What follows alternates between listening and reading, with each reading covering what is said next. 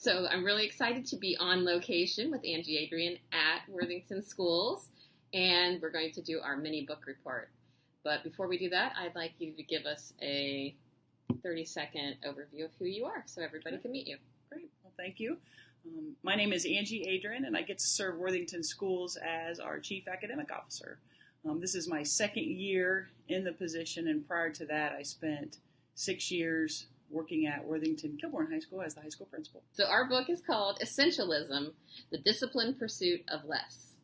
And we're going to use a quick 3-question format for you and hopefully give you some takeaways and let you decide if you might be interested in reading the book yourself. So the first one is, what was your favorite quote?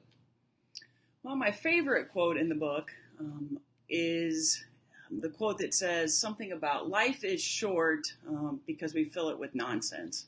And so that whole aspect of doing what's essential and your time will really grow. So making sure that you understand what's most essential, what's most important in your work, and spending the time really focusing on that.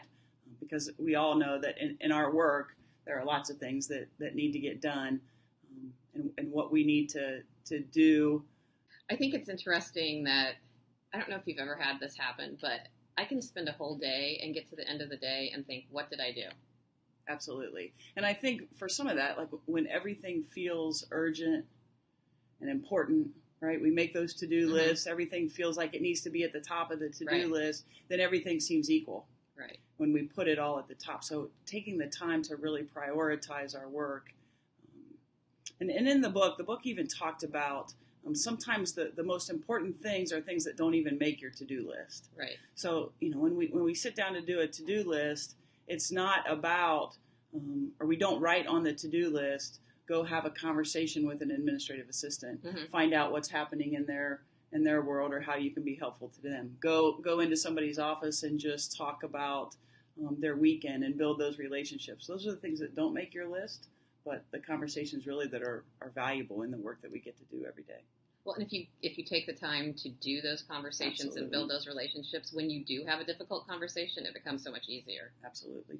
I think most of the people that I coach and work with struggle with being busy. And I think that that is a symptom of making everything important. It is.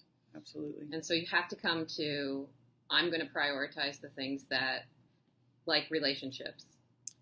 And they need to come first, even first in the day. Yes.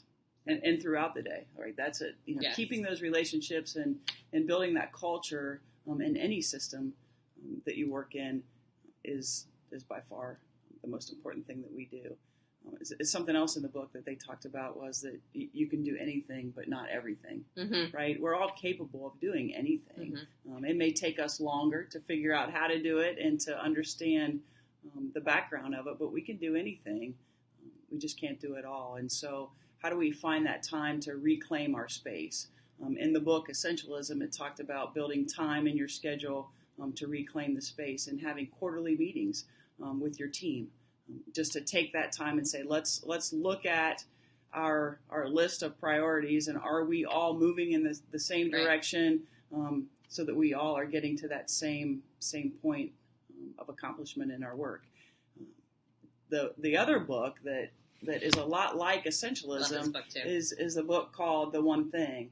And Keith Pomeroy mentioned that when I talked to him about planning too. Yeah, and I know that you've had Dwight Carter on your series too, and Dwight I think was the one that recommended this book some time ago. But it's a lot of the same type of learning, but in The One Thing they talk about time blocking and writing in your calendar busy from 1 to 3 and really blocking out that time in your calendar to reset yourself to make sure that you're doing everything that you need to do to move your team forward. That's a constant battle, and I think even I do it too. And you like scheduling yourself back to back to back, not even giving yourself 5 minutes between a meeting, so that you're if there's anything that happens and you have to have a conversation after the meeting, you're automatically late. Absolutely. So I've been trying to build bigger spaces, give myself that space, even in between meetings. Yeah. I'll sometimes do that just in my calendar and just type in travel. Yes. Right? I think that's a great strategy. In between. Yes. So my quote was, "The way of the essentialist is the relentless pursuit of less but better."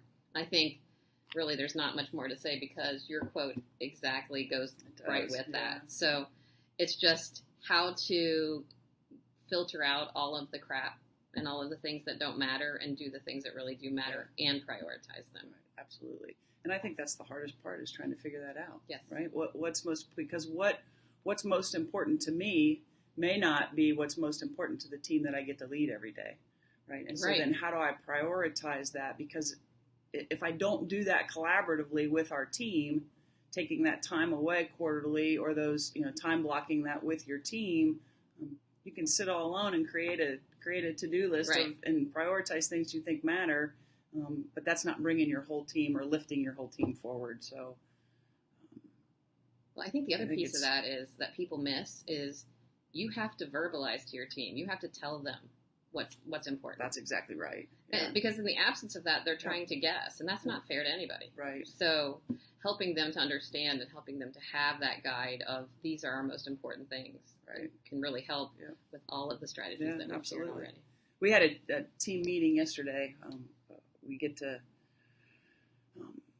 We meet at the Academic Achievement Professional Learning Team, and we meet a couple times a month. And I was really worried yesterday about an agenda that we put together, because on the agenda it seemed like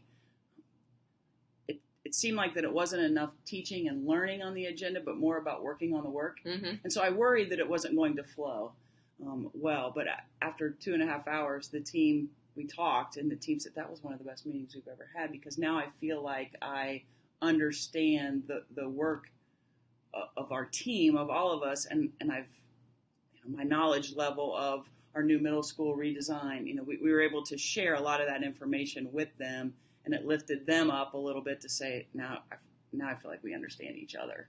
I don't know if that makes sense, but it was a lot of work that I felt like I'm not teaching them anything new, but we're getting something done. We left the meeting feeling like we accomplished some things together. Well, I think you hit the key is accomplishing something, because so many times people leave meetings and feel like they haven't accomplished anything. Yes, or they have more to do. Yes. Oh, which is worse. I've read both of those books too, and it's ironic to me that it's so much harder to do less. Absolutely. It's hard. It's never ending. Yeah, because you don't feel like you're doing enough then. Right. Well, and your lists just keep growing. Right. And the ability to stop and take the time to analyze your list and analyze what's important and then prioritize is ongoing work every single day. I've started doing it the night before I go to bed. Mm-hmm. I sit down with my calendar and my list and put the top 3 most important things for the next day, so that when I get up, it's already in my head. Yeah. Because I have to do that every evening before I leave the office. Yeah. And how many times do you write and rewrite your list each week? 100 million. Yeah. Now, see, that's the one thing. The essential. There's a difference in the 2 books then, because Essentialism tells you that the lists are important. Right. The One Thing will tell you lists don't matter. Right. Those to-do lists aren't the most important thing. It's time blocking your priorities. But so, what do you think? But I have to have a list. I have to have a list. I don't know that I could work without a list. The world would end. Not only do I have to have a list, I have to have a multi-tier list. Yeah. You got me reading this Essentialism because you've been such a great mentor to me. Oh, stop. But I read that book, and there's a lot of podcasts out there too that pull from that book and the author of that book, which are really helpful. Yeah. So what Essentialism did for me when I read that was to really understand that we all have our own work, but everybody should have the same priority.